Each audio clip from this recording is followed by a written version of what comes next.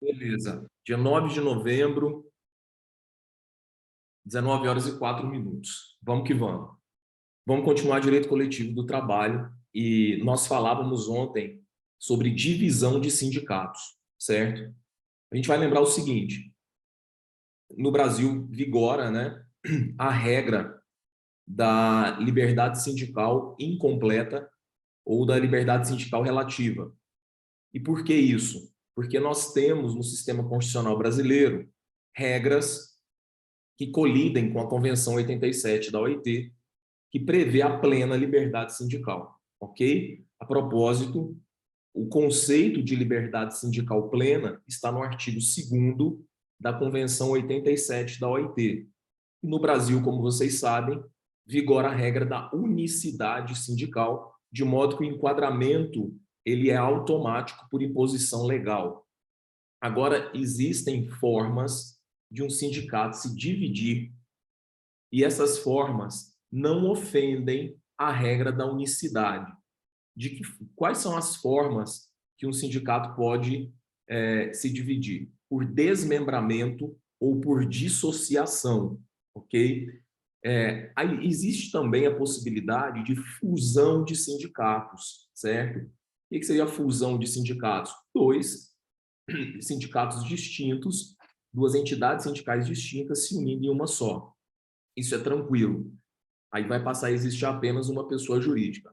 Mas o que mais cai em prova, inclusive foi objeto de questão da segunda fase do último concurso nacional da magistratura, é essa questão de desmembramento e dissociação sindical. Então eu vou explicar o conceito.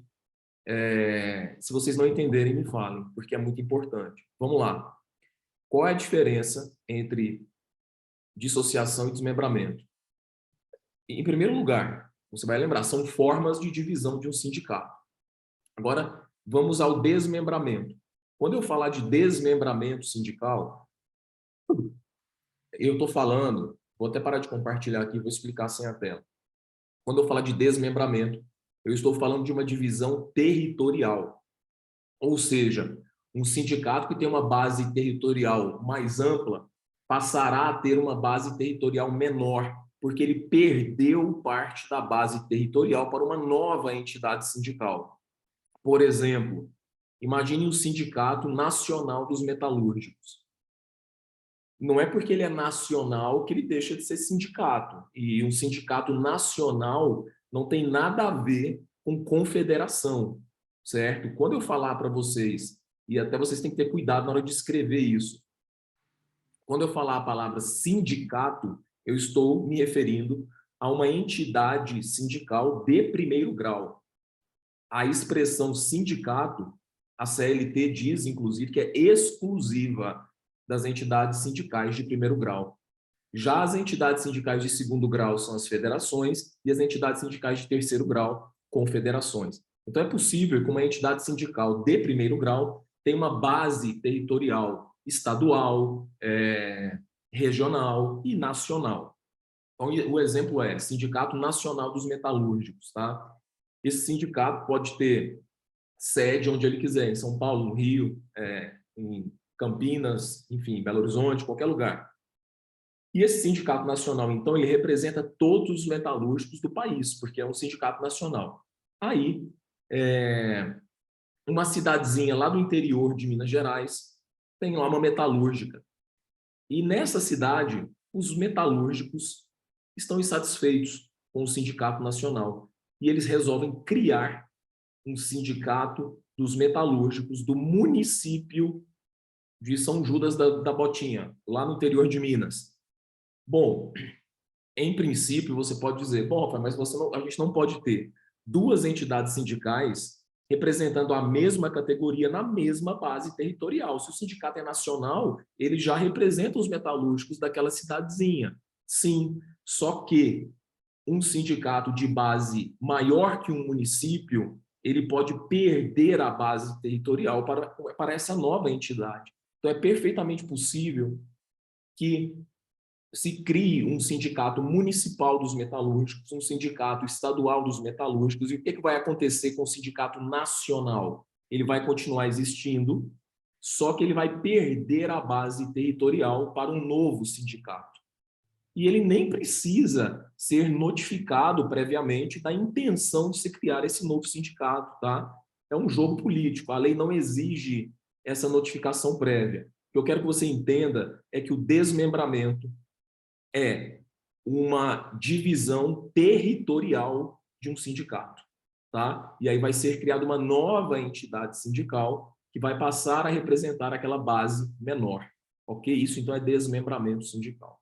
E não ofende a unicidade, porque aí nós não teremos mais, porque no caso de desmembramento, nós não teremos duas entidades na mesma base, porque a base menor agora pertence ao novo sindicato.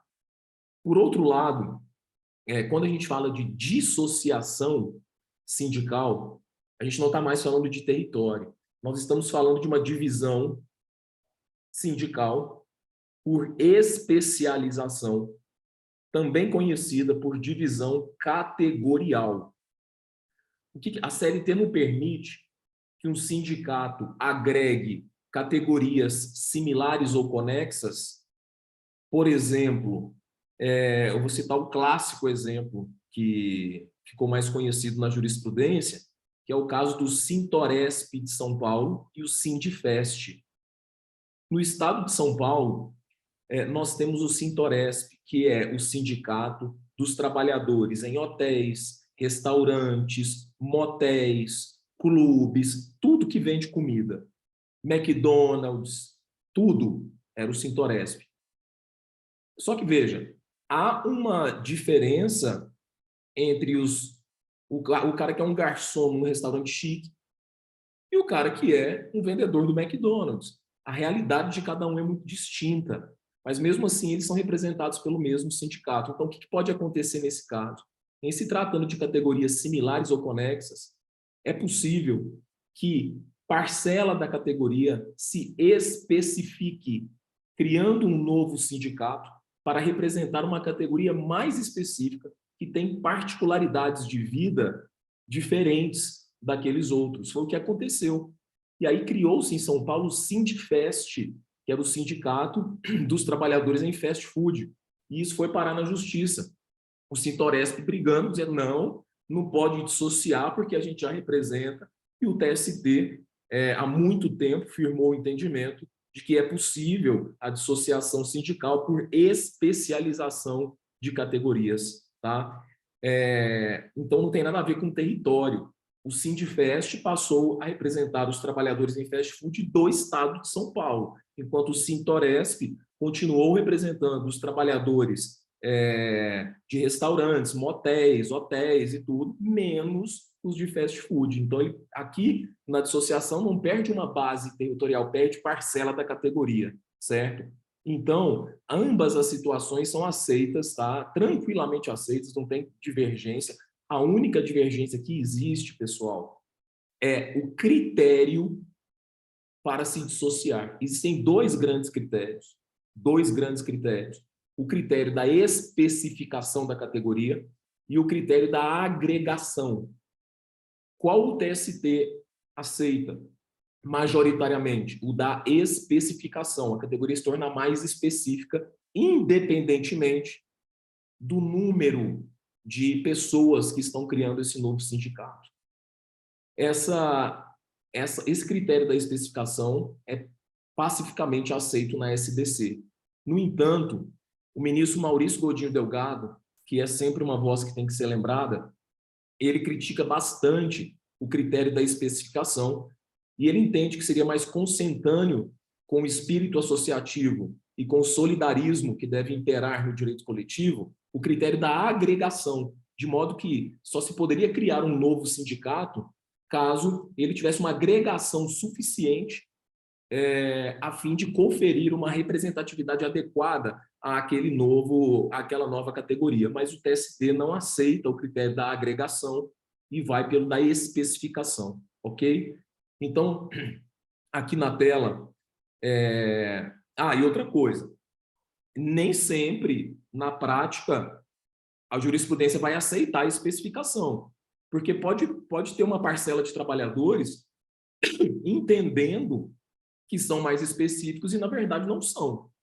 O clássico exemplo é a tentativa de dissociação dos peritos da Polícia Civil do sindicato dos policiais civis, né? O TST não aceitou, o TST falou assim, olha, o perito não tem especificidade em relação ao restante da Polícia Civil, então não vamos deferir a especificação, ou seja, não deferiram a dissociação sindical para os peritos da Polícia Civil, tá? Vou compartilhar a tela. Esse caso é bem conhecido também do Sindicato da Polícia Civil. Ó. E o grande problema, vocês sabem, tanto da legislação como da jurisprudência, é que, às vezes, eles não primam pelo rigor técnico, né? Então, quando você vê aqui na ementa desmembramento sindical, na verdade, o correto seria dissociação, tá? O correto seria dissociação. Então, às vezes, até a jurisprudência utiliza de maneira equivocada. Aqui, ó, ele cita o artigo 8º da Constituição, inciso 2, que prevê a unicidade, e vai dizer o seguinte, ó, a CLT, em seu artigo 571, permite o desmembramento, leia-se, dissociação, do sindicato de representação eclética. Porque essa representação é eclética, é porque tem várias categorias diferentes dentro de um mesmo sindicato. E aí ele vai se dissociar. Ou seja, aquele constituído por categorias afins, admitindo-se posteriormente a dissociação pelo critério da especificidade ou especialidade.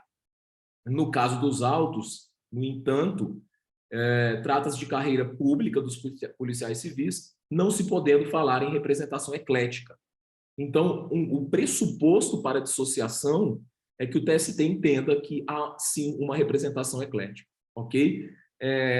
Só lembrando, pessoal, que em que pese a divergência doutrinária existente, para a primeira fase, vocês vão entender e partir da premissa de que a unicidade sindical também se aplica aos servidores públicos, tá? Repito, a unicidade sindical é o que prevalece na jurisprudência, também se aplica aos servidores públicos. No entanto, lembre-se que boa parte da doutrina defende que o princípio da unicidade não se aplica aos servidores públicos, tá? Para a primeira fase é isso. Ah, Rafael, por que a doutrina não vai cair isso na prova? Tá? Porque é uma questão de 1, 2, 3 correntes. O que você tem que saber é a posição da jurisprudência e que existe divisão na doutrina, tá? Pois bem, alguma dúvida sobre dissociação e desmembramento? Beleza. Agora, uma decisão muito recente. Muito recente. Imagine que nós temos um sindicato e ele firmou uma norma coletiva, tá? Firmou uma norma coletiva. E aí ocorre um desmembramento. Ocorre um desmembramento ou uma dissociação e cria-se, então, um novo sindicato.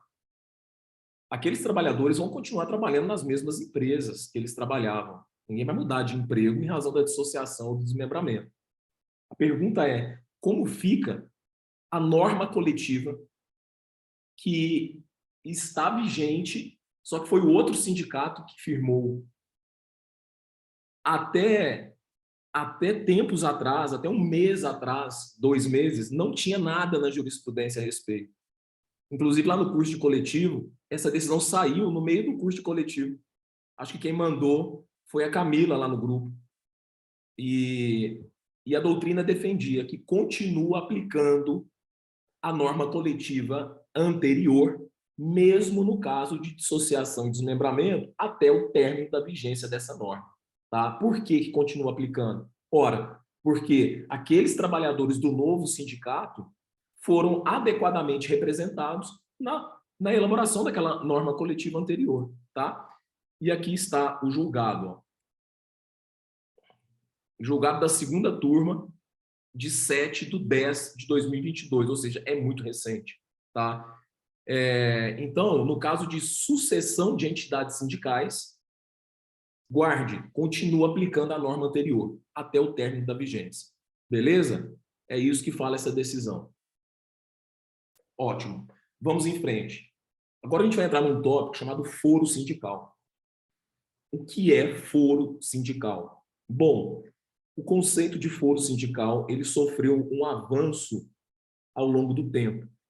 Inicialmente, entendia-se por foro sindical a proteção conferida aos dirigentes sindicais para o adequado exercício das suas atividades, como, por exemplo, proteção contra despedida sem justa causa, inamovibilidade.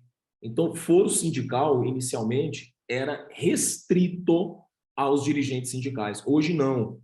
A doutrina ampliou o conceito e é pacificamente aceito que, sempre que você vê a palavra foro sindical, é a proteção conferida a todo e qualquer empregado no exercício de direitos relativos à liberdade sindical, tá?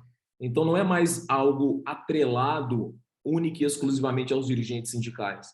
Se um empregado qualquer, por exemplo, vai numa reunião do sindicato, o empregador descobre e começa a retaliá-lo, ele vai invocar a cláusula do foro sindical, que é essa proteção ao pleno exercício da liberdade sindical, tá? Então, é essa expressão foro sindical. E aí a gente vai ver aqui alguns exemplos já da jurisprudência, tá? Primeiro, para a dispensa do dirigente sindical, nós sabemos que é, em regra, imprescindível o inquérito para apuração de falta grave, tá? Ou seja, o dirigente sindical ele só pode ser despedido por falta grave, devidamente apurada em processo judicial, que esse processo judicial recebe o nome de inquérito. Por que inquérito? Porque, eu sempre falo, né? Antigamente, a justiça do trabalho era do Poder Executivo.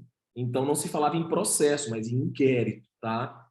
E aí ficou, né? Ficou aí historicamente, mas tecnicamente não é um inquérito, é um processo judicial, tá?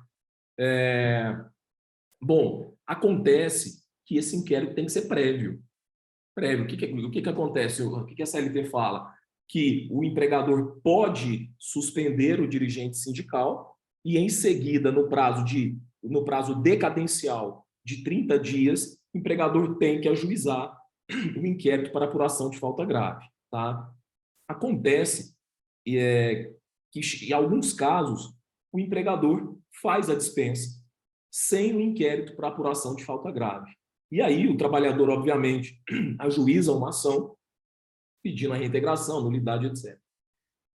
O TST entende, pessoal, que se há, no curso desse processo, não do inquérito, desse outro que o empregado ajuizou, se no curso desse processo garante-se o contraditório e a ampla defesa quanto à falta grave, o inquérito se torna dispensável, ou seja, aquele vício de ausência de inquérito fica sanado.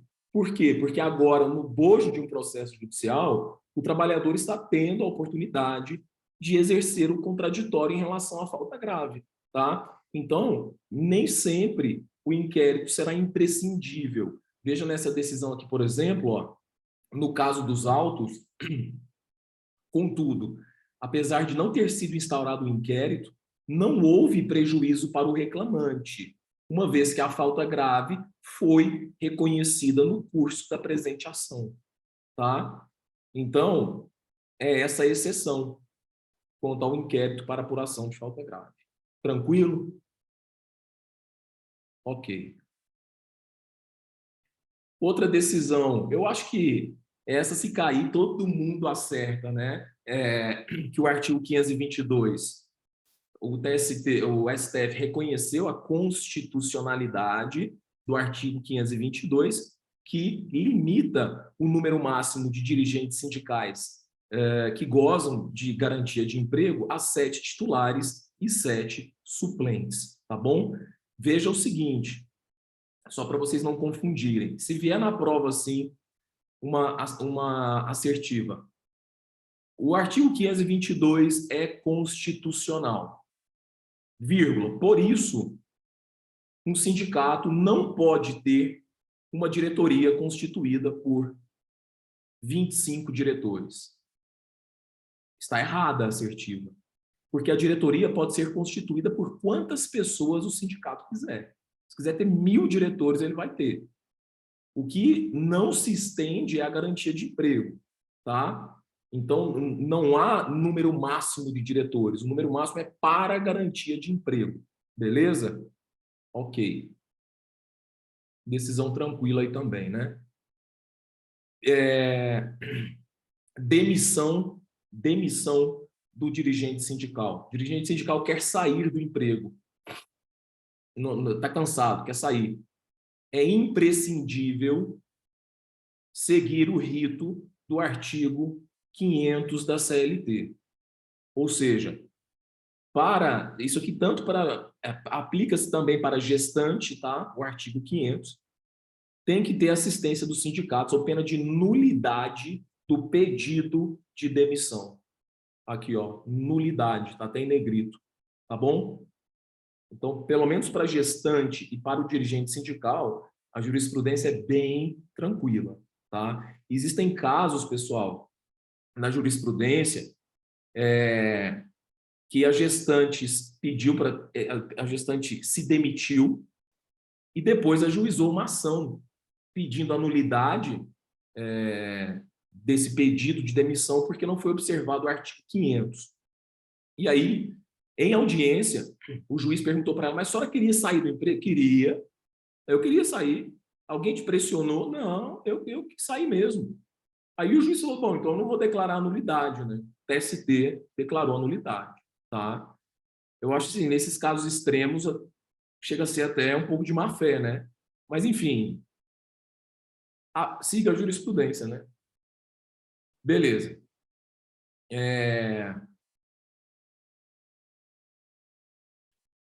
Outro ponto interessante. Quando a gente vai falar de garantia de emprego do dirigente sindical, a jurisprudência entende que não é preciso, para que essa garantia exista, que o sindicato já tenha a carta sindical, ou até mesmo existem julgados bem protetivos, que é o que vocês têm que seguir no MPT, que desde o momento das primeiras reuniões para criar o sindicato, já existe garantia de emprego.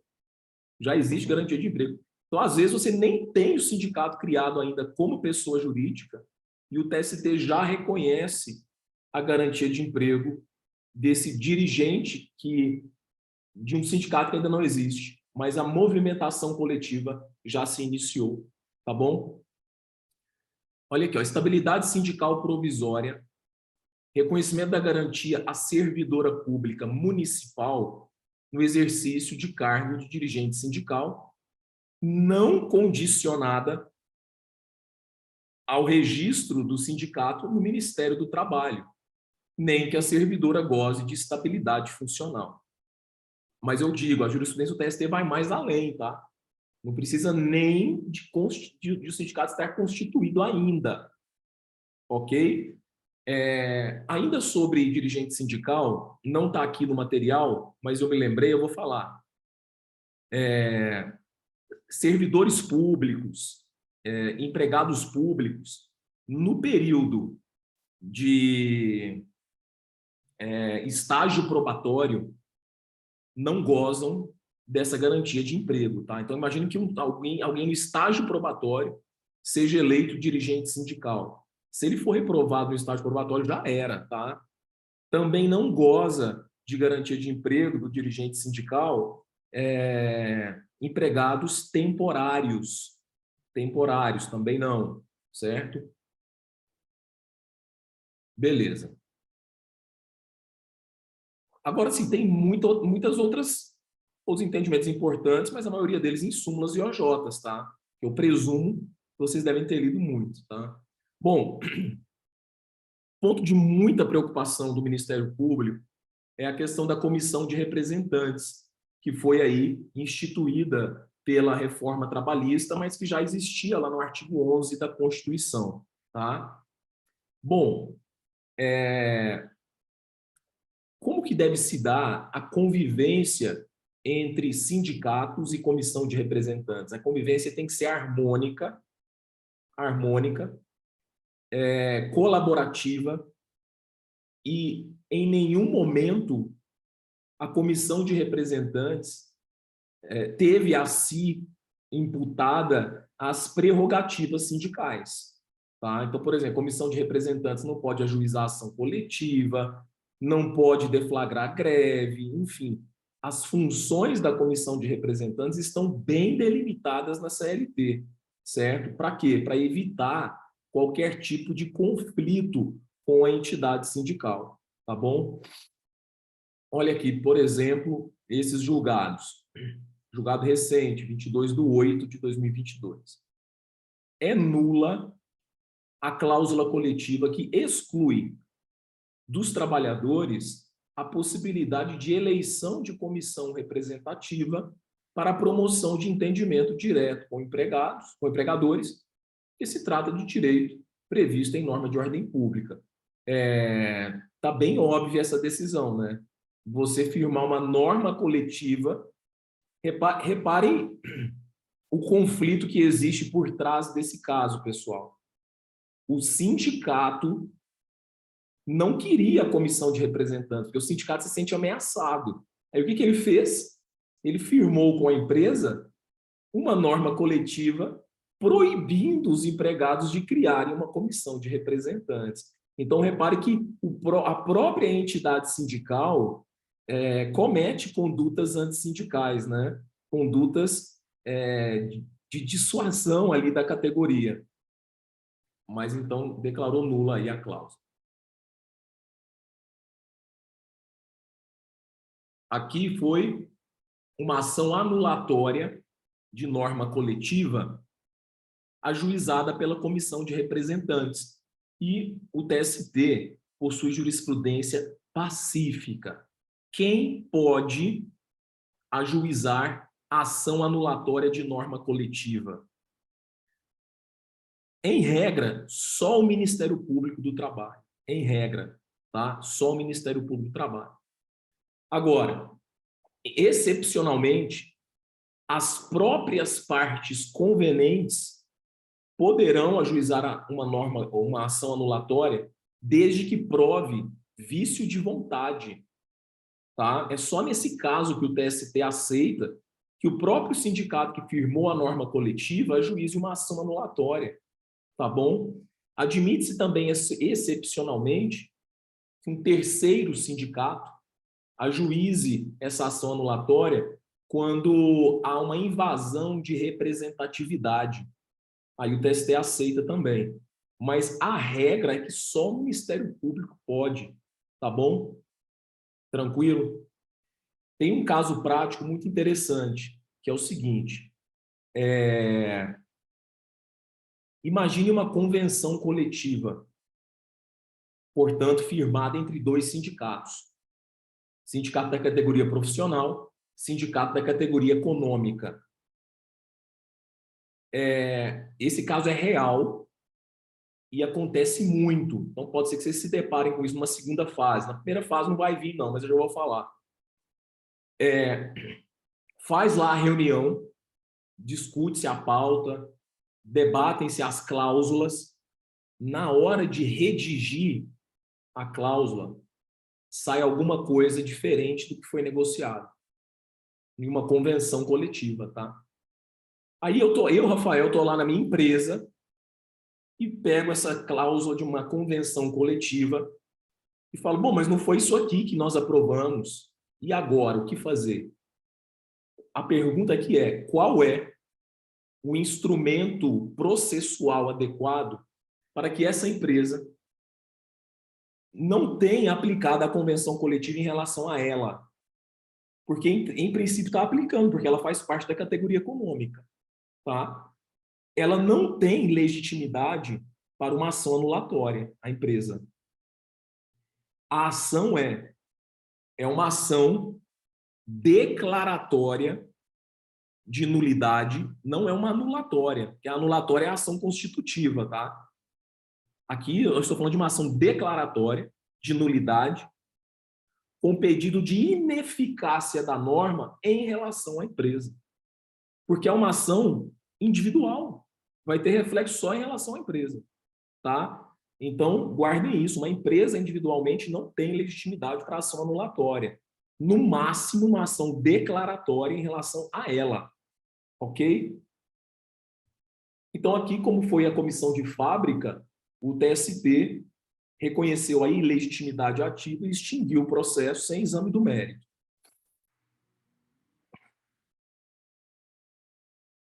Próximo. Essa decisão é muito importante para o MPT, muito mesmo, e ela é bem recente. O que aconteceu? Uma empresa tinha uma comissão de fábrica há muitos anos. Aqui fala, ó, há mais de 20 anos. E aí, então antes da reforma, né? Muito antes da reforma. E o que aconteceu? Essa empresa tinha mais de 200 trabalhadores, certo? E aí entra em vigor a reforma, entrou em vigor a reforma, tá? Deixa eu pegar aqui a CLT rapidinho.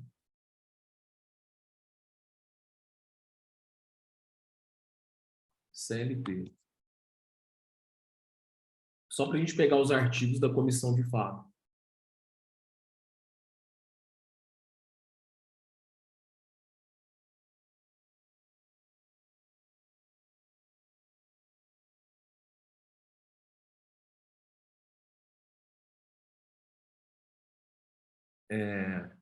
Vixe, tem muita comissão aqui. Aqui.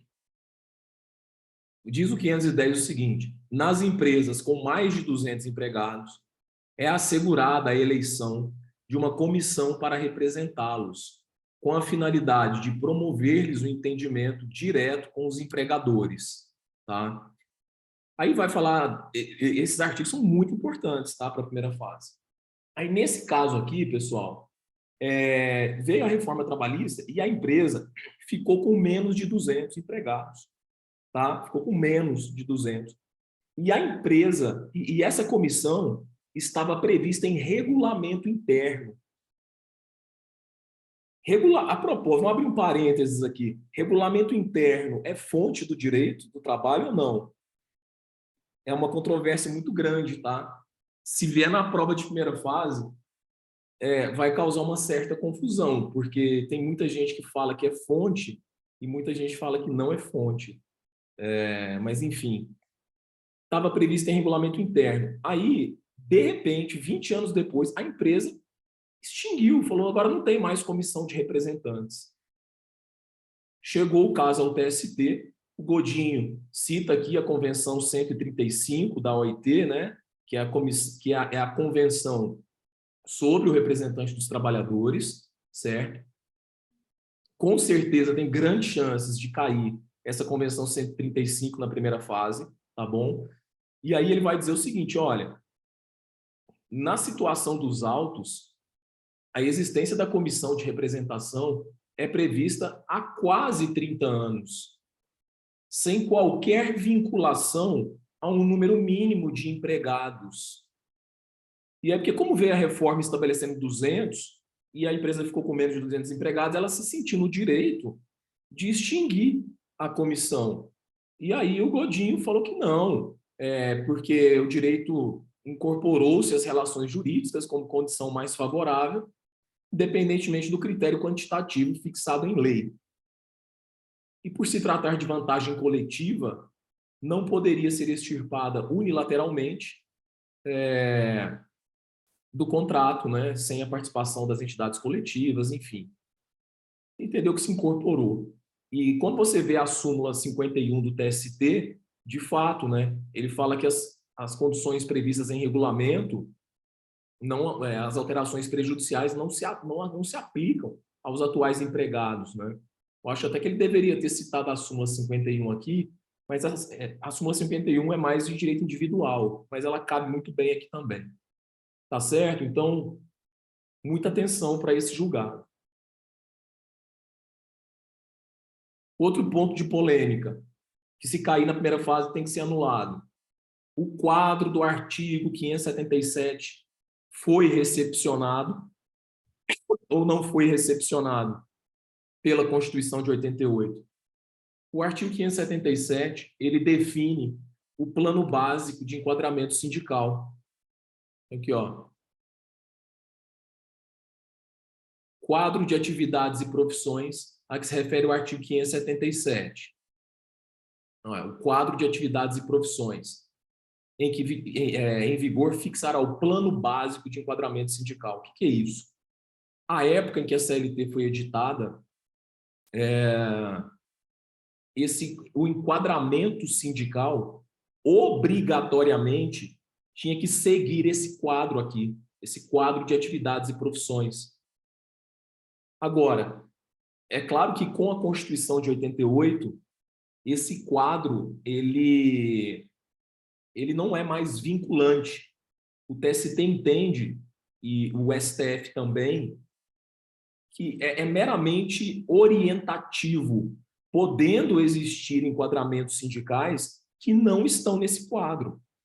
Então, o STF vai dizer que o quadro foi recepcionado, só que com caráter não vinculante. Ou seja, o STF dá uma interpretação conforme ao artigo 577. E, por isso, ele entendeu recepcionado, tá? Mas com esse caráter não vinculante. Esse quadro é enorme, tá? Não precisa nem ler ele. É muito grande, ó. Tem um monte de profissão aqui, tudo, tá? Então, ó, ao julgar o ROMS 21305, uma decisão bem antiga, o STF decidiu ser válido o quadro do 577, que continua fixando o plano básico no sistema sindical brasileiro, mas entende que com diretriz não vinculante. Certo? Beleza. Ou se vier na prova, o quadro é constitucional, mas com caráter não vinculante, aí você pode marcar certo bem tranquilamente.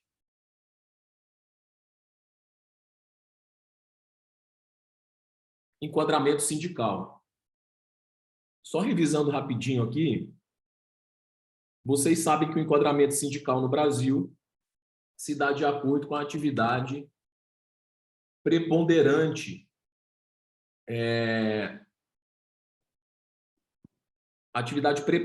do empregador, né?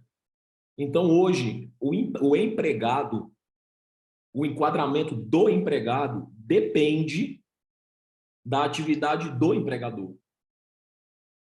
Pouco, em regra, pouco importa a atividade em si do empregado. Aí tem aquele clássico exemplo, né? Eu sou porteiro de uma metalúrgica. Qual é a minha categoria profissional? Metalúrgico. E eu não sei nada de metalurgia, eu sei de portaria. Mas como a atividade preponderante do empregador é metalúrgica, o meu enquadramento vai ser no Sindicato dos Trabalhadores Metalúrgicos da cidade de São Paulo, por exemplo. Tá? Então, essa é a regra, é simples. Atividade preponderante do empregador.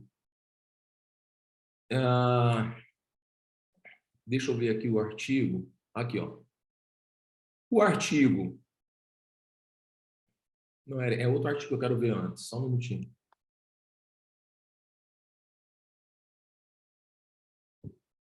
Artigo...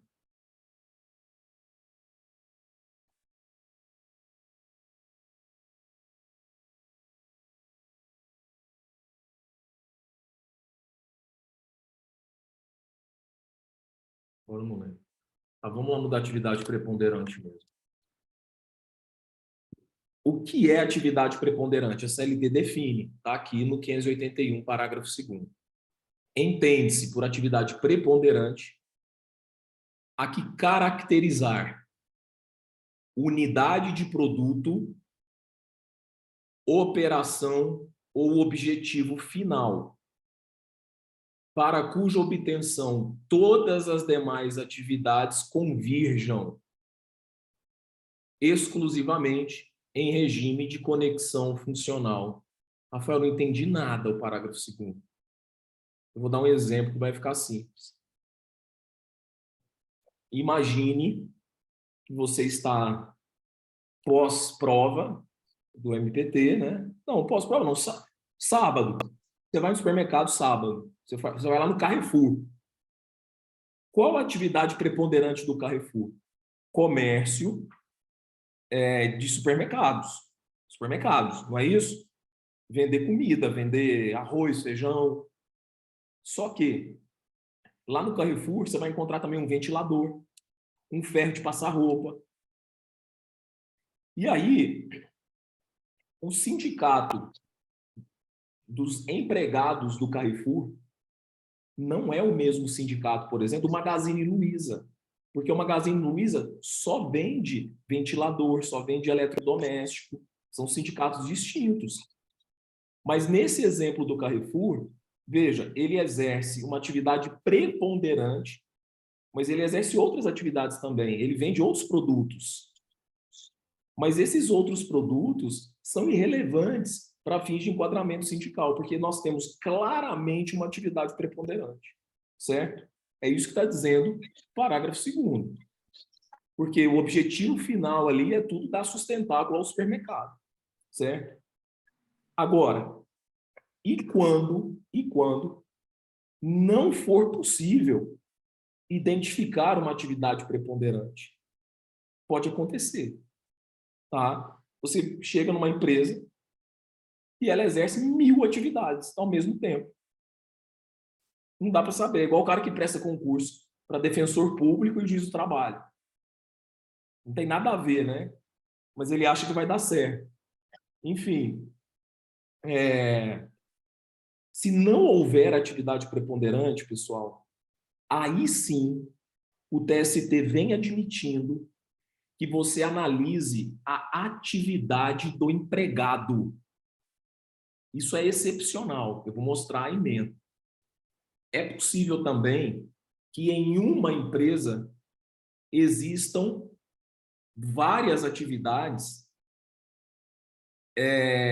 2, 3, 4 atividades, mas você consegue segmentar. O grande exemplo é na empresa, numa usina de cana-açúcar. Numa usina de cana-açúcar, não sei se alguém aqui já foi numa usina de cana-açúcar, é uma empresa só, mas lá você vai encontrar 2 áreas bem distintas uma da outra. A área de indústria e a área rural. Essa empresa, ela vai ter que negociar com 2 sindicatos. O Sindicato dos Trabalhadores Rurais e o Sindicato dos Trabalhadores na Indústria. Por quê? Porque nesse exemplo você consegue dividir as atividades. Mas em alguns casos não vai ser possível você distinguir essa atividade. Tá? E aí vejam o seguinte.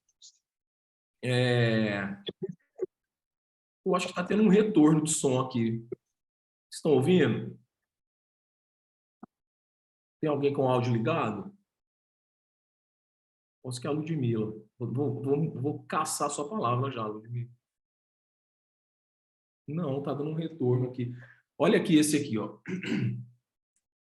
Com o cancelamento da OJ 419, esta Corte Superior vem firmando o entendimento de que relevante a análise das funções exercidas pelo trabalhador, ainda que prestadas à empresa rural que desenvolve a atividade agroindustrial para definição do enquadramento do contrato de trabalho como rural ou urbano, não invalidando o critério da atividade preponderante para o referido enquadramento, analisando essa circunstância caso a caso,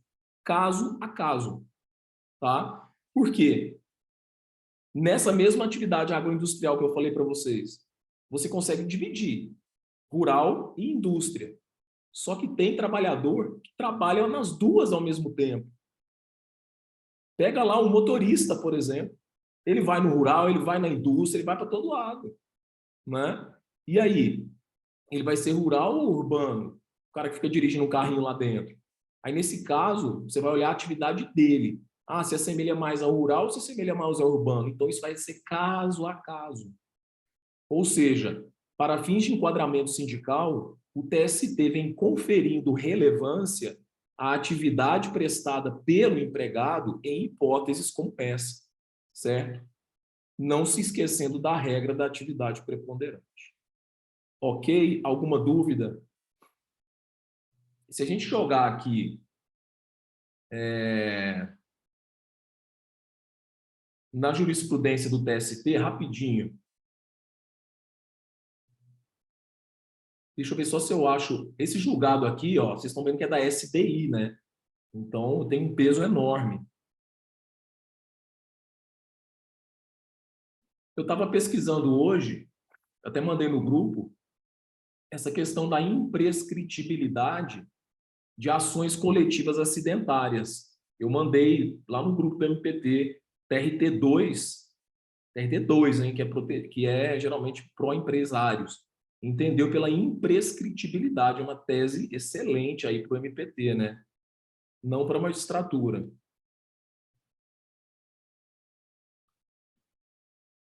Espera aí, rapidinho, deixa eu ver aqui enquadramento sindical.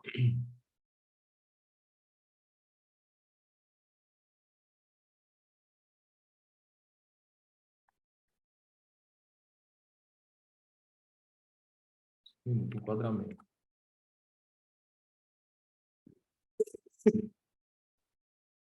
Ó, essa foi a decisão da SDI, mas nós temos outra aqui, ó. Nessa. Ué, não tá, a internet está ruim. Não está carregando. Mas, enfim, acho que deu para entender, né, pessoal? Deu para entender aí. Vamos lá, normas coletivas e receitas sindicais. Bom, essa tese aqui é a tese mais importante dentro da temática de normas coletivas. Todos vocês conhecem, vou fazer a leitura e destacar aqui o que eu acho relevante. Então, vamos lá. São constitucionais os acordos e convenções coletivos que considerarem a adequação setorial negociada. Primeiro ponto de destaque.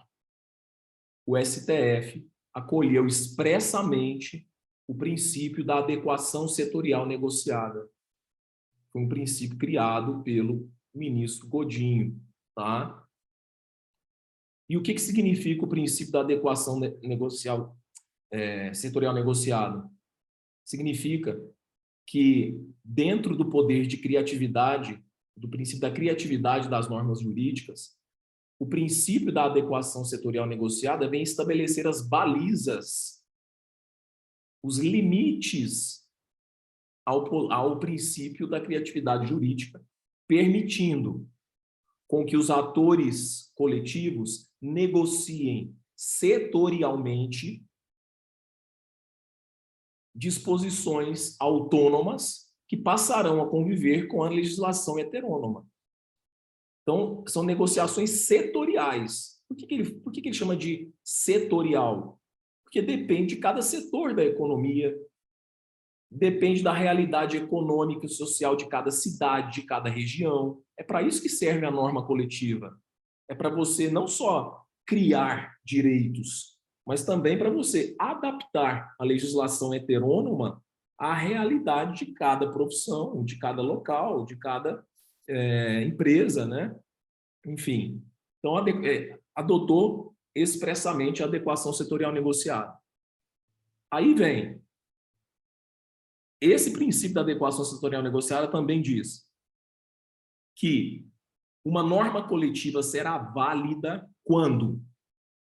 Quando que uma norma coletiva será válida para o princípio da adequação setorial negociada? Primeiro, ela não pode importar em renúncia, porque toda norma coletiva pressupõe como requisito de validade que haja uma transação, ou seja, concessões recíprocas. Já quando a gente fala de renúncia, nós estamos falando do despojamento unilateral sem uma contrapartida adequada. E sindicato não pode renunciar a direito que não é dele, tá? Então, primeira regra para uma norma coletiva ser válida, ela não pode implicar ato de renúncia. Segunda regra, a norma coletiva tem que transacionar apenas sobre direitos caracterizados como de indisponibilidade relativa.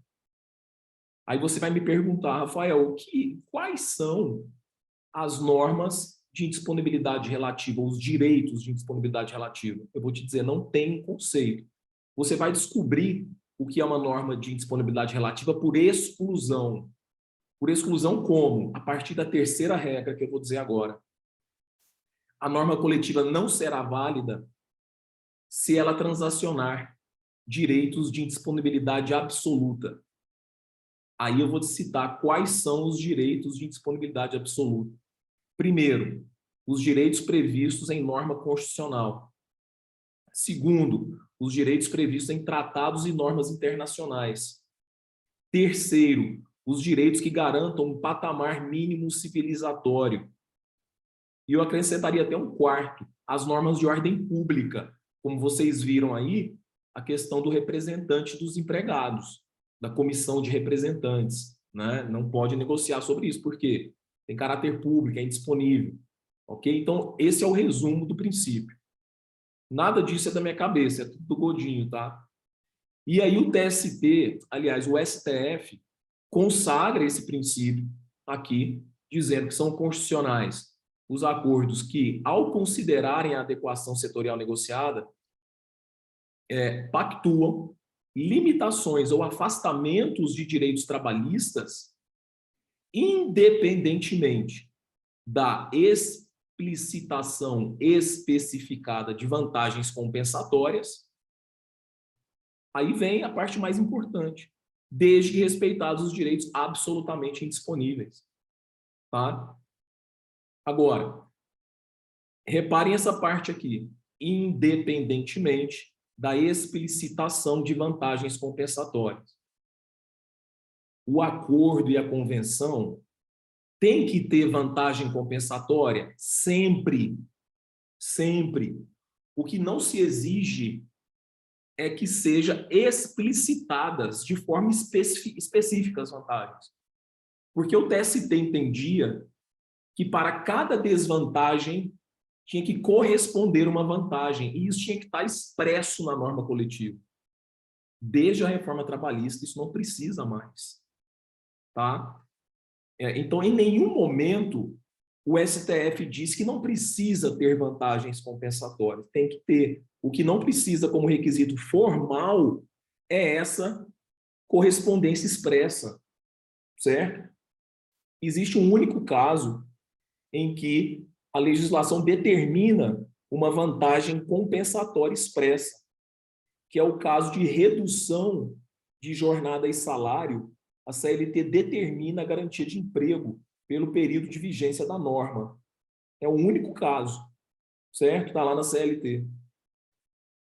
Ok? Alguma dúvida quanto a essa tese aqui?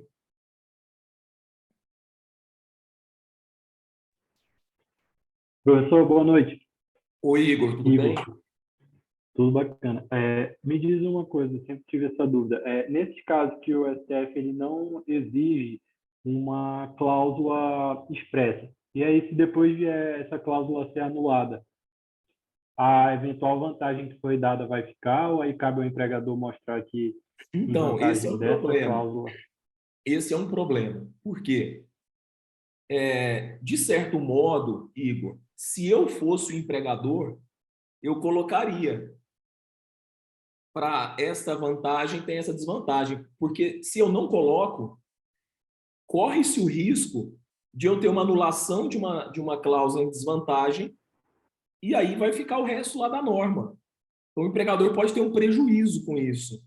Agora, se ele coloca a vantagem expressa, aí ele pode sustentar, tudo bem, se vai anular essa cláusula, anule também essa vantagem para manter o equilíbrio contratual, né? Mas se não houver essa especificidade, vai anular só a cláusula mesmo. A não ser Beleza, que, obrigado.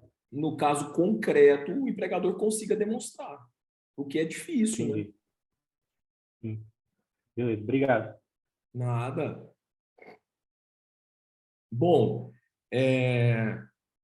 tem uma decisão antiga, pessoal, que envolve a lei de microempresas e empresas de pequeno porte. Tem uma disposição lá, agora até perdeu o sentido, né? Mas tinha uma disposição que concede lá, está lá ainda, isenção de contribuição sindical patronal a empresas inscritas no Simples. Mas agora, como a contribuição é facultativa, essa isenção ela perde a razão de ser. A norma opera no vazio, tá? Mas saiba que o STF já tinha entendido que essa isenção é possível, já que o texto constitucional garante um tratamento diferenciado, né, para essas empresas.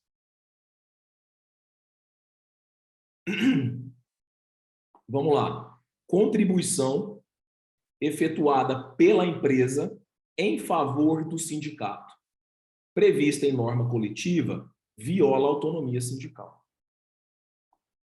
Não é novidade isso, tá?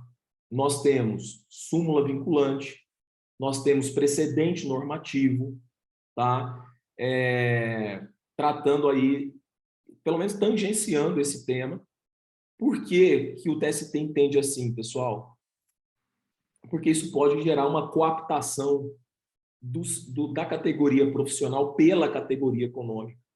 A partir do momento que a empresa passa a contribuir financeiramente com o sindicato, isso corre um risco de gerar uma interferência na autonomia sindical. Então, essa é a regra, tá? Essa é a regra. Agora, vejam essa segunda decisão aqui. Recolhimento de receita pelas empresas em favor do sindicato profissional. Nesse caso aqui, também entendeu-se inválida a cláusula. Ó, é inválida a cláusula que obriga empresas ao recolhimento de receita em favor do sindicato, certo? No entanto, nós temos uma peculiaridade aqui, tá? Teve um caso muito recente no TST, e inclusive é a posição do MPT, que é possível que a empresa repasse dinheiro ao sindicato da categoria profissional e que esse dinheiro seja revertido em benefício dos trabalhadores.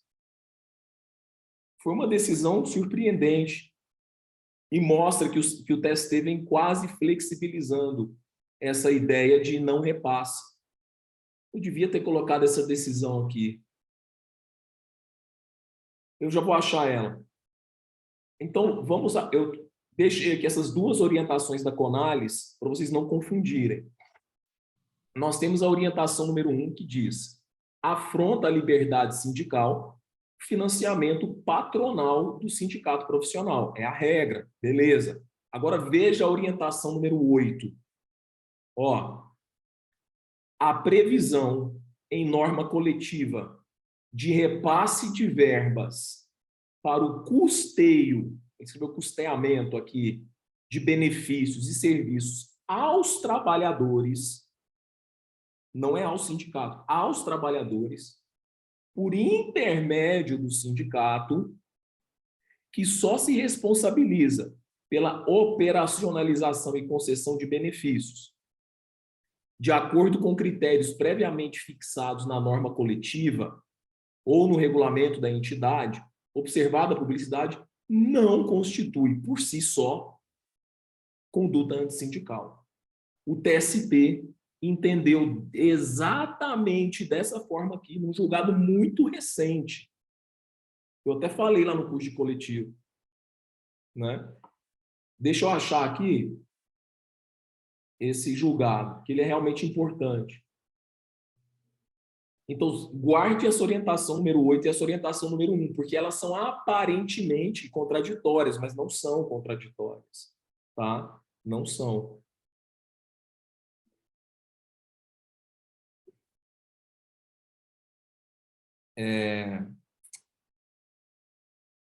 Bom, eu vou perder muito tempo achando essa decisão aqui, mas é isso, tá? É basicamente o que está na orientação, ok? Alguma dúvida?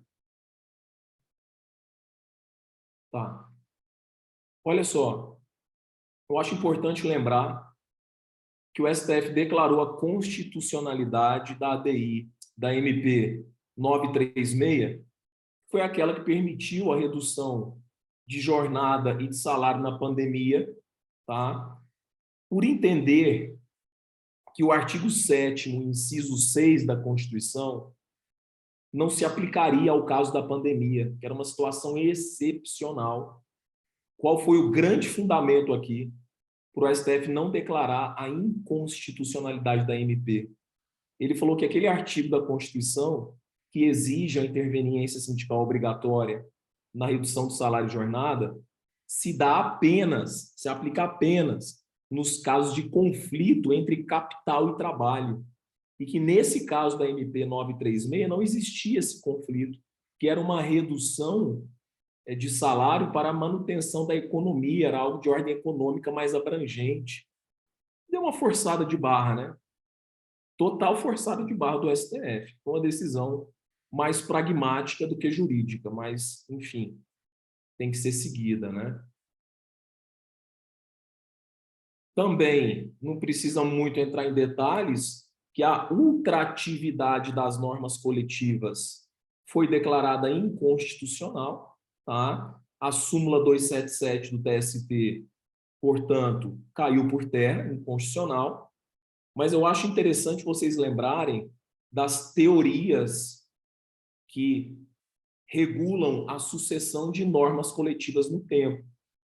Pelo menos lembrar cada uma delas. A teoria da aderência limitada pelo prazo, que é a atual, que é a que está sendo aplicada pela CLT, pelo STF e agora pelo TST. Teoria da ultratividade e teoria da aderência limitada por revogação, que era a que o TST aplicava na súmula 277. Tá? Então, é isso, esse entendimento. Aí a gente acaba direito coletivo. Alguém tem alguma dúvida sobre direito coletivo? Então vamos entrar em direito processual. Bom, ontem eu comentei essa decisão importantíssima, vou pular ela aqui agora, que é o caso do litisconsórcio, tá? Necessário no polo passivo. E agora, vamos lá. Processo coletivo. Um tema espinhoso, um tema que confunde, e vocês precisam ter atenção nas teses firmadas aqui pelo STF, tá? Primeira coisa, nós vamos partir de uma premissa básica do processo coletivo. A diferença entre, e não só do processo coletivo, do processo individual também, a diferença entre substituição processual e representação processual. Tá? Qual é a grande diferença? Se você não souber essa diferença, não tem nem jeito de ir para frente. Na representação processual, o representante, que no caso aqui para nós é o sindicato, tá? O representante, ele atua em nome alheio. Tá? O representante, ele está atuando em nome alheio, defendendo direito alheio. Desculpa, ele está atuando em nome próprio, defendendo direito alheio. Tá? Já na substituição processual, quem figura no polo ativo defende direito próprio. Defende direito próprio. Tá? Essa é a grande diferença, a questão da titularidade do direito. E por que é importante você saber isso? Porque quando a gente está falando de representação processual, é indispensável a autorização dos associados para o ajuizamento da ação. É indispensável a lista de associados. E isso vai refletir, inclusive, na coisa julgada depois, na extensão subjetiva, nos limites subjetivos da coisa julgada. Já quando a gente fala de substituição, eu não preciso, o sindicato não precisa de autorização assemblear para ajuizar a ação, não precisa juntar rol de substituídos, não precisa de nada disso. Então vamos ler as teses e aí vocês vão ver a diferença mais clara. Vamos começar pela substituição. E aí lembre o seguinte, na ação civil pública, que é uma espécie de ação coletiva, na ação civil pública, o que ocorre é a substituição processual. Já nas ações coletivas que tramitam pelo rito ordinário, ou seja, não se aplica o rito da ACP, o sindicato atua em representação processual. E aí, quando eu falo sindicato, eu falo de associações também, tá? Então, vamos começar pela substituição. Ó, repercussão geral reconhecida e reafirmada a jurisprudência do STF, no sentido de que há uma ampla legitimidade extraordinária dos sindicatos para defender em juízo os direitos e interesses coletivos, individuais dos integrantes da categoria.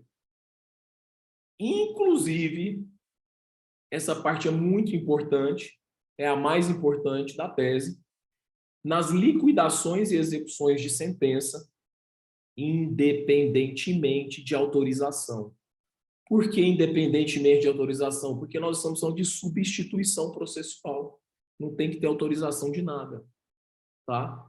O sindicato tem legitimidade por lei. Então, pessoal, não é necessária, isso é muito importante, a comprovação de filiação. Por exemplo, imagine uma ação, uma ACP, tá? Que está lá em execução de sentença. E aí, eu, trabalhador, chego lá e quero executar individualmente essa sentença. Aí vem a empresa e fala assim, não, ele não era filiado do sindicato. Não tem problema, o sindicato representa toda a categoria. Tá? Só vai ter um problema. Se ele juntar o rol, limita, tá? Ele não precisa juntar, mas se ele junta, limita. Certo? Esses dias eu vi um caso, por exemplo, a Associação de Defesa do Consumidor, que é uma associação nacional, ganhou um caso contra a Volkswagen. E um problema que teve naquela caminhonete, como é que chama aquela caminhonete da Volkswagen? Alguém lembra aí? Amarok. A Amarok. Num determinado lote lá de Amarok, teve um problema. E aí, uma associação ajuizou uma ação civil pública, pedindo que a Volkswagen fosse condenada em dano moral coletivo e tal, ganhou. Aí o que acontece? Todas as pessoas do Brasil que tinham a Amarok daquele lote podiam executar individualmente a sentença. Pouco importa se eles eram associados da associação. Pouco importa. Por quê? Substituição processual. Tá? Agora, outra tese. É desnecessária a autorização expressa dos associados, a relação nominal destes, não precisa juntar o rol, portanto, bem como a comprovação de filiação prévia para a cobrança de valores pretéritos de título judicial decorrente de MS coletivo, porque no MS coletivo o STF entende que também é substituição processual. Tá? E para guardar coerência, né, entendeu tudo desnecessário aqui. Rol, autorização, nada disso. Mais uma, agora do STJ, seguindo a jurisprudência do STF, e o TST entende assim também, tá? Em ação civil pública, proposta por associação, na condição de substituta processual de consumidores, por isso que eu grifei aqui, substituta, possuem legitimidade para liquidação e execução da sentença. Olha aqui, ó. todos os beneficiados, independente de associação prévia. É o caso da Amarok, tá? Deixa eu parar de gravar aqui, que eu quero fazer um comentário crítico.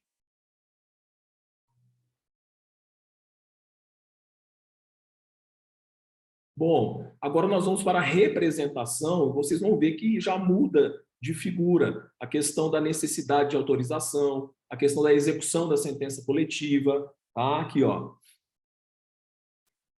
Execução, ação coletiva, rito ordinário.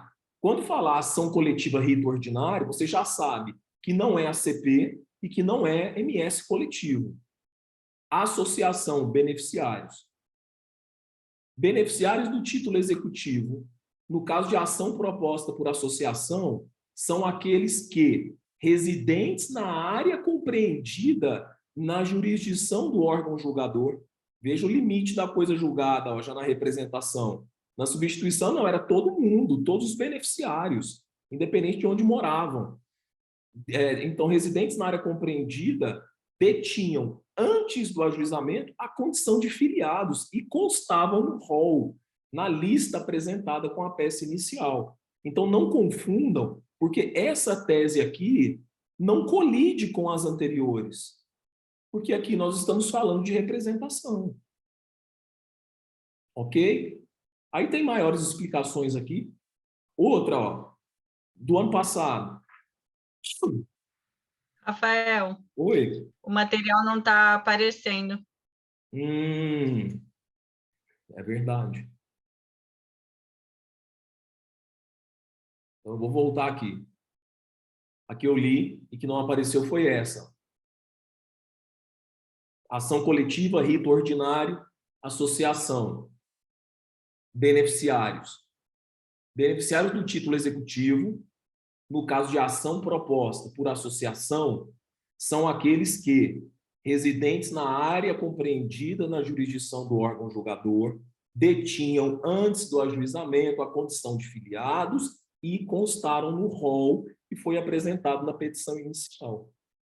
E aí, repito, essa tese não colide com as anteriores, porque as anteriores tratavam de outro instrumento, outro instituto processual, que era a substituição. Aí mais uma, ó. Nessa aqui o STJ deixa clara a diferença. Ó. As teses sufragadas pelo STF referem-se à legitimidade ativa de associado para executar sentença, prolatada em ação coletiva ordinária. Se é ação coletiva ordinária, nós estamos falando do quê? Ó, ação coletiva representativa, com fulcro no artigo 5º, inciso 21. E não a legitimidade ativa de consumidor para executar sentença prolatada em ação coletiva substitutiva proposta por associação autorizada por legitimação constitucional extraordinária, que aí é substituição processual, tá? Tem outro, aí é isso, né? Então, a diferença prática é muito grande quando a gente está falando de ação de representação ou de substituição. Sobretudo na questão dos limites subjetivos da coisa julgada. Tá? Bom, no dissídio coletivo, que é uma espécie de processo coletivo, né, específico aqui do processo do trabalho, nós estamos diante de substituição processual ou de representação processual? Alguém sabe? Ó, no dissídio, nós estamos falando de representação. E aí você vai lembrar o seguinte: se está falando de representação, é indispensável para o ajuizamento do dissídio coletivo a autorização prévia da categoria e a juntada de rol dos substituídos. Tá? Agora, como se trata de sindicato, Se ele não juntar o rol, não tem problema aqui no dissídio coletivo, porque ele representa toda a categoria. Tá? Ele representa toda a categoria. Não precisaria mesmo do rol aqui. Mas a autorização assemblear prévia é indispensável. Tá? Aqui, ó. Posicionamento pacífico do TST. Certinho? E aí eu trouxe outras decisões de dissídio coletivo, pessoal. Falando aqui que não cabe teoria da causa madura no dissídio coletivo, sob pena de usurpação de competência, né, do TRT, porque quem tem competência para julgar dissídio coletivo são os tribunais regionais do trabalho, exceto quando o conflito abranger mais de uma região, em que a competência funcional será do Tribunal Superior do Trabalho.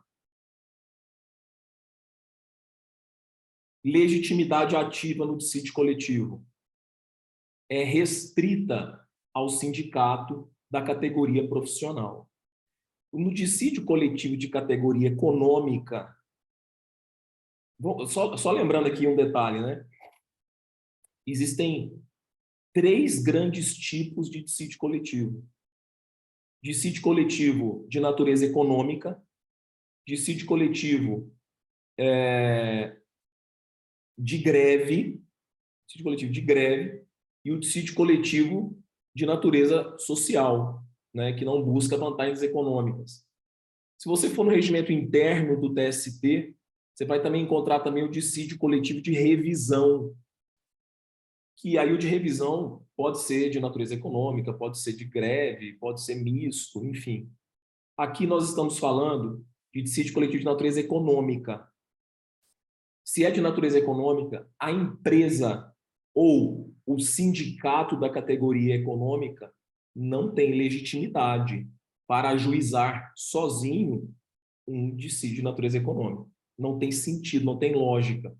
Porque se ele quiser estabelecer cláusulas econômicas, ele pode estabelecer sem processo. Ele vai lá e estabelece, de forma unilateral. Tá bom? Então não haveria interesse, na verdade, não há interesse de agir. Não há interesse de agir. Embora aqui a emenda se refira à legitimidade, né? Mas o certo é interesse. E aí o processo foi extinto sem exame do mérito. Outro ponto importante, ó. Em processo de dissídio coletivo suscitado por empresa de âmbito nacional, quem vai figurar no polo passivo? Se a empresa atua em âmbito nacional, com plano de cargos e salários também em nível nacional, quem vai figurar no polo passivo é a entidade sindical de grau superior, ou seja, a confederação. Se fosse uma empresa de âmbito estadual, quem figuraria no polo passivo seria a federação, certo? Então, cuidado aí também com essa legitimidade. Aqui mais uma, ó, da 7ª turma, vai dizer a mesma coisa, só que aqui ele inverte o polo ativo. Ó.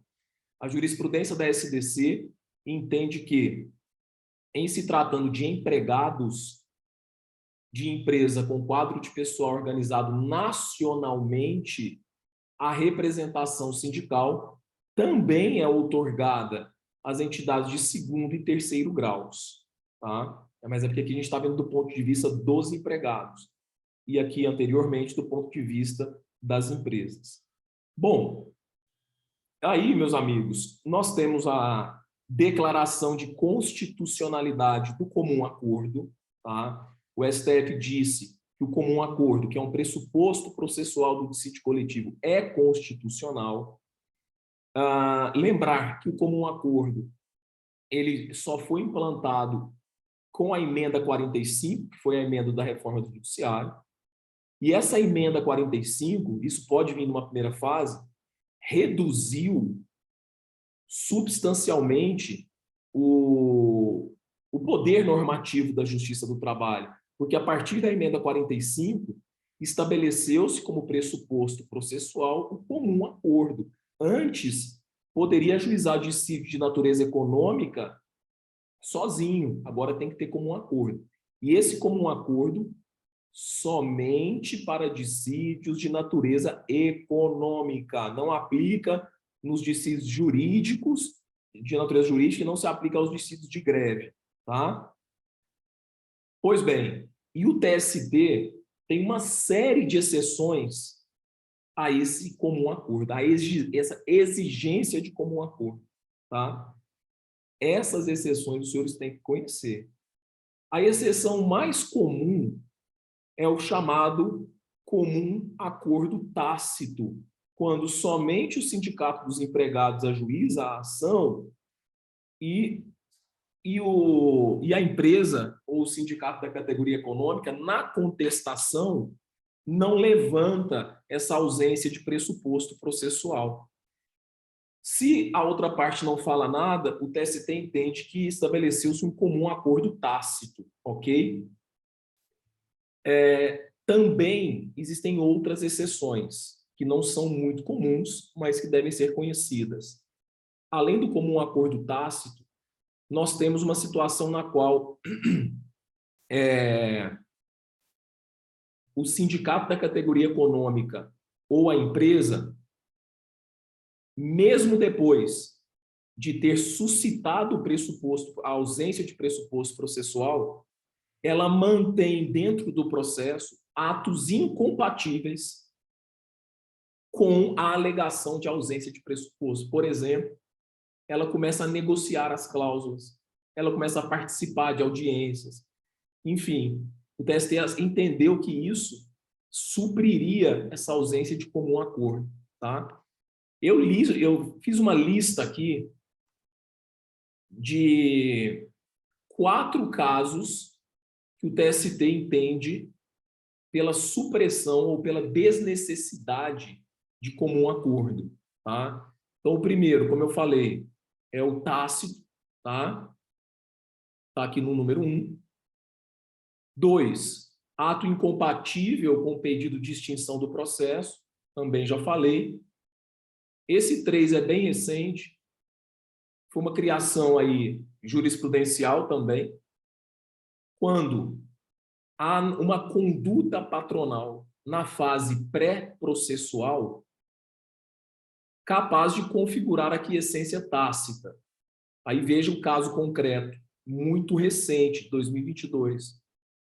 O segmento patronal, depois de meses de negociação sem êxito, não se opôs expressamente à submissão da questão ao Poder Judiciário, mesmo manifestamente ciente da pretensão do sindicato profissional de buscar a pacificação do conflito mediante atuação do Poder Judiciário. Então, a conduta pré-processual da parte pode influenciar na análise desse pressuposto processual. Outro caso de conduta pré-processual está aqui no item 4, numa decisão do Godinho, que ele fala o seguinte, ó: se o segmento patronal, durante as negociações, não demonstra um mínimo de comprometimento na busca da solução autônoma, a simples objeção injustificada à instauração da instância não pode gerar o efeito extintivo obrigatório do dissídio coletivo, porque ele compara isso como se fosse uma condição que se sujeita ao puro arbítrio de uma das partes, né? Isso também violaria o princípio da lealdade e transparência da negociação. Então, essas 4 exceções ao comum acordo são extremamente importantes, tá? E aí, pessoal, eu vou pedir para vocês fazerem a leitura. Eu falei que hoje ia durar 1h30, né? E aí, afinal de contas, vocês precisam estudar, né? Não só ficar assistindo aula. Eu tenho aqui uma parte muito importante. Eu acho que é uma parte mais importante para a segunda fase, que são os limites do poder normativo da Justiça do Trabalho. Ou seja, o que pode e o que não pode ter em uma sentença coletiva, em uma sentença normativa. Pode ter aumento salarial, por exemplo, o que são cláusulas pré-existentes, o que são cláusulas históricas. Tudo isso está aqui nesses julgados, bem esquematizado, tá? Aí eu vou pedir para vocês fazerem a leitura, tá bom? daquele jeito, né? Lê o início, se entender que está insuficiente, faça a leitura do restante. E eu selecionei aqui para vocês, aí tem que ler para a primeira fase, é obrigatório. Todos os casos importantes de competência, porque competência é algo que confunde demais. Mas confunde mesmo, porque você tem servidor antes da Constituição com e sem concurso, servidor depois da Constituição com e sem concurso, servidor que teve transmutação de regime, isso vira uma lambança na hora de lembrar. Então, estão todas aqui sobre competência e não competência da Justiça do Trabalho. São várias decisões de competência, tá? Algumas até com alguma explicação. E é isso, tá? Tem muita coisa de competência. E, assim, a chance de vir na primeira fase é grande, tá? Essas teses aí. Agora, eu pesquisei uma decisão importante que eu achei hoje, pessoal. Olha o tanto de decisão de competência, tá? Uma decisão importante que já passou nas aulas anteriores e eu peguei hoje no STF é a seguinte: é sobre o transporte autônomo de cargas. Decisão que até me surpreendeu. Nós vimos ontem que tem natureza comercial, né, natureza civil, que é competência da justiça comum, e eu falei o seguinte, que o STF, por exemplo, no representante comercial autônomo, nas questões, em todas as questões de competência do estatutário, o que acontece se o empregado, o servidor, ajuiza a ação alegando desvirtuamento do vínculo? O que o STF fala? Que é competência da justiça comum para ver o desvirtuamento do vínculo. A mesma coisa o STF já decidiu no representante comercial. Mas aí teve uma decisão envolvendo o transporte autônomo de cargas que eu peguei hoje. Aqui, ó. Foi publicada em 5 de agosto de 2022, do ministro Edson Fachin, dizendo o seguinte, ó. Apesar de a Lei 11.442 ter sido declarada constitucional, subsiste a competência da Justiça do Trabalho para o reconhecimento da existência de relação de emprego, tendo em vista o princípio da realidade. Então, é uma decisão muito boa aí para a competência da Justiça do Trabalho, né? O empregado poderia, então, ajuizar diretamente na Justiça do Trabalho, já alegando desvirtuamento do vínculo, e a Justiça do Trabalho teria competência para isso, tá? Então, veja que é uma decisão recente, porque ela foi publicada em agosto de 2022. Mas eu repito, quanto ao representante comercial, tem decisões em sentido contrário, falando que quem tem que dizer se o contrato foi observado ou não é a Justiça Comum. Já quanto aos servidores, aí não tem controvérsia. É a Justiça Comum que vai ter competência para analisar o desvirtuamento, certo? Pois bem, então o material está bem completo, tá? Tomara aí que caia muita jurisprudência na prova, né? E, de qualquer forma, eu sei que tem gente aqui que estuda só para o MPT, mas tem muita decisão que é importante para a magistratura aqui, tá? Muitas. Então, eu estava falando com a Camila hoje, possivelmente o edital vem na sexta-feira, tá? Da magistratura, certo? E vai ser uma oportunidade única. Por quê? Porque agora, pessoal, não tem jeito. Vocês viram que todos os regionais aderiram. O concurso da magistratura ele vai ser de 4 em 4 anos. Tá? Eu vejo um ponto positivo e um ponto negativo nisso. O ponto negativo é que a pressão aumenta.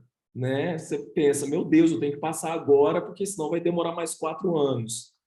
E, enfim, e já o ponto positivo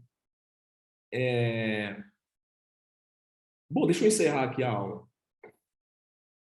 Por aí, já eu solto no YouTube. Deixa eu só pausar aqui.